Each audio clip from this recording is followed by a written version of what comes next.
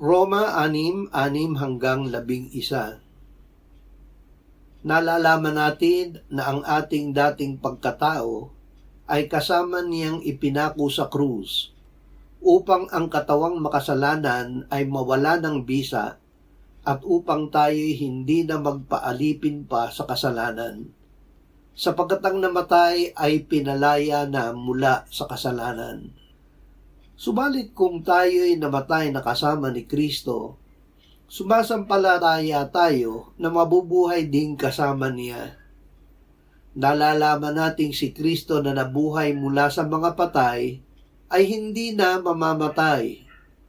Ang kamatayan ay wala ng paghahari sa kanya. Sapagkat ang kamatayan na ikinamatay niya ay kanyang ikinamatay sa kasalanan ng minsanan.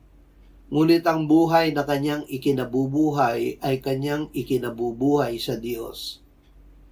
Gayon din naman kayo, ituring ninyong kayo'y tunay na mga patay na sa kasalanan, ngunit mga nabubuhay sa Diyos kay Kristo Jesus. Makapangyarihang tagapagligtas.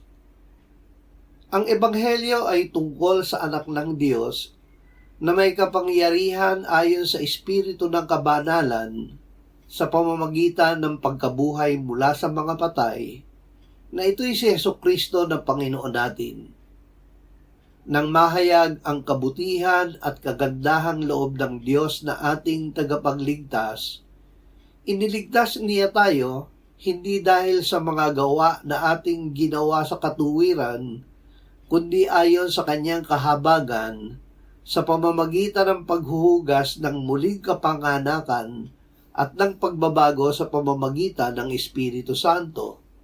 Ang Espiritong ito ay kanyang ibinuhos ng sagana sa atin sa pamamagitan ni Jesucristo na ating tagapagligtas, upang yamang inaring ganap sa pamamagitan ng kanyang biyaya, tayo'y maging mga tagapagmana ayon sa pag-asa sa buhay na walang hanggan.